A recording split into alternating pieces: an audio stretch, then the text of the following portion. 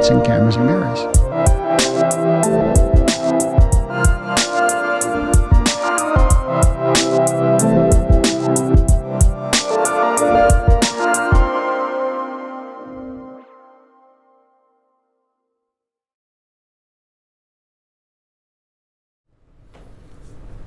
Oh, hello. Today we're doing The Killing of a Chinese Bookie.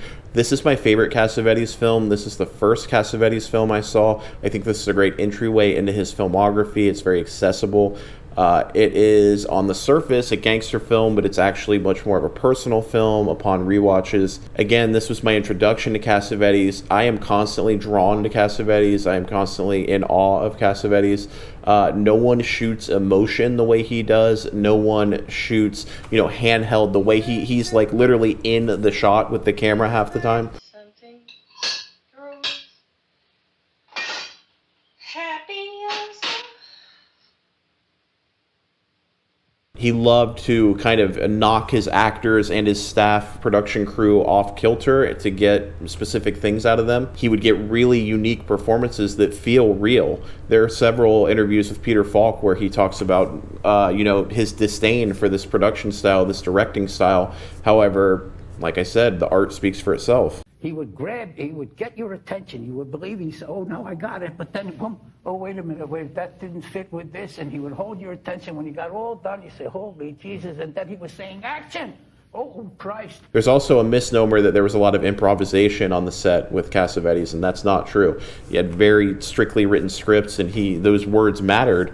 However, performance-wise, he didn't want anybody getting too big for their britches. He wanted it to feel real, and it does. From what I've read and what I've seen, he was a bit of a taskmaster. You watch the special features to Love Streams, he's literally yelling at people, kind of being a bit of a dick, but that might not be the best example because he was literally dying of cirrhosis while he, made that movie. So maybe give him a little bit of a break on that one. Anyway, back to Chinese Bookie. This is your spoiler alert. It came out in 1976 to poor reviews. It was not critically acclaimed. He recut it in 1978, and I think this is the preferred version. I rarely nerd out on stuff like this. I usually don't even know the difference between a director's cut, but in this one, it matters. Like all of Cassavetes' movies, the 1976 cut, it goes on too long. It really hurts the kind of anxious, brooding energy of this film. There are too many shots of, him helping the girls in the 1976 cut. There's too many shots of him at the club in the 1976. It just doesn't help move the plot forward. It kills the pacing.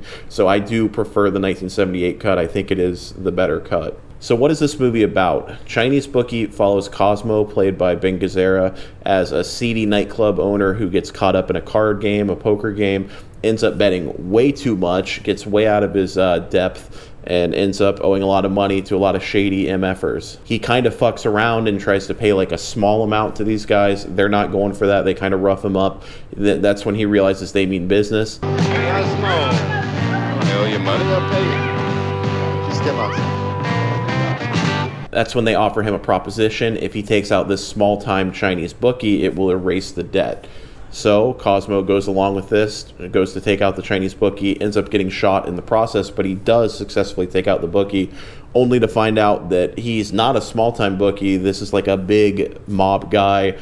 He's in way over his head, was never meant to make it out of this hit alive. So now the Chinese are coming after him, and the other gangsters are coming after him, and he's got an active wound from the melee. The movie ends with him giving a pep talk to the girls in the club as he's kind of ominously, pacing around outside, bleeding to death. On the surface, of course, this is a gangster movie, but it's a Cassavetes gangster movie. On a first watch, you take it at face value, and it's very effective as a gangster movie. It's a little anxious neo-noir. Like all Cassavetes movies, it is very fruitful to go back and rewatch it.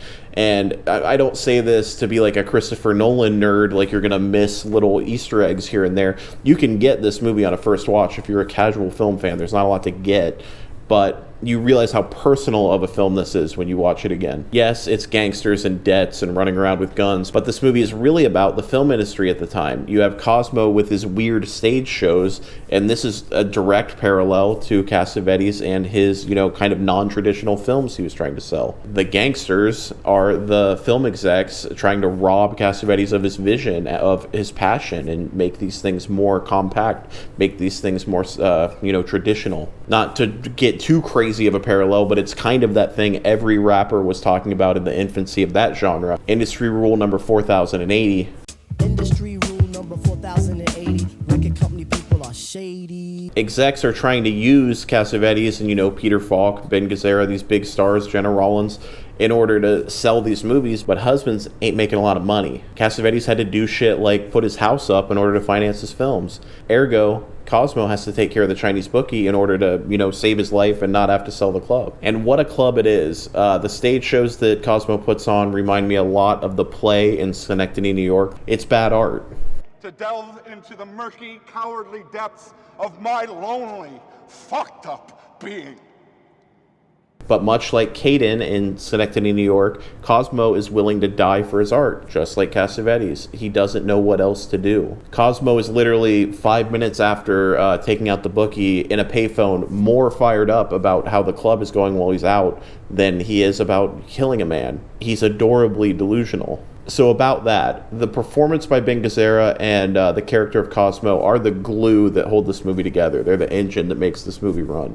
There are good small parts by Seymour Castle and Timothy Carey, but Gazzara makes it go. I love this fucking character. As I spoke about in my review of Private Chat, which you can watch right here, I love delusional characters. I love unchecked optimism. I love unrealistic expectations. I love being overexcited about bad art. Another example would be Matt and Jay in the show, Nirvana the band, the show, trying to get a concert at the Rivoli, and they're never going to get it. They're delusional. We go into the Rivoli. This is the best part. Actually, it's not the best part. It's just not even a part. We go into the Rivoli. I misheard you. I thought you said outside the Rivoli, and I was like, so far this plan's genius. Go into the Rivoli. Right.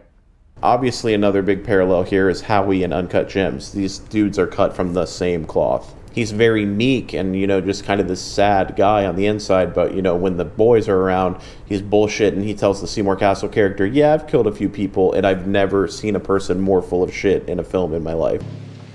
I killed a few people. How? With an M1. Gazzara is incredible at playing that dynamic of being very fearful. He's very afraid of what's going to happen, but he's overcompensating with toughness. He's fragile. You see it in the way the camera hangs on his gazes. It's truly magnificent to watch this. It's one of the best performances. This movie is the best embodiment of Cassavetes' style, in my opinion. He uses that handheld camera so personally. With the exception of Love Streams, which is fucking tripod crazy, Cassavetes uses that handheld and really gets in there. He really gets in the scene. He's almost involved in the scene himself. He uses that a lot in this film. He uses a lot of that dusk in California, 1970s, that warmth. There's a lot of that warmth going on. There's a lot of lens flares. I love lens flares. Everything that takes place at night, whether it's in the club or whether it's outdoors, is just bathing in light. It's bathing in bold visual choices. Also, Ben Gazzara is absolutely dripping in this movie, whether it's, somehow pulling off a puffy shirt or those insane collars. He looks incredible. It's a look. So yeah, this was a very formative movie for me. This was a big one for me. That performance by Ben Gazzara, it was kind of the high watermark of where I grade good performances. He projects so much before he ever even opens his mouth. He arguably says more with his face and with his eyes than he does in the dialogue. This movie really cemented a lot of what I like visually in films. A movie like Christmas Again, I never would have appreciated that film had it not been for this, where you've got the blurred out lights, headlights, and night atmosphere in the background that's blurred out, and then in the foreground you have the character, and then it kind of oscillates back and forth. I love that. It's great. And it also put Cassavetes on the map for me. He at the same time made a fuck you to Hollywood and a gangster movie at the same time, and it works on both levels the entire time through. So that's all I've got for this one. What's your favorite Cassavetes movie? What do you think of this one? Comment below, hit the links below. Thank you. Stay hydrated.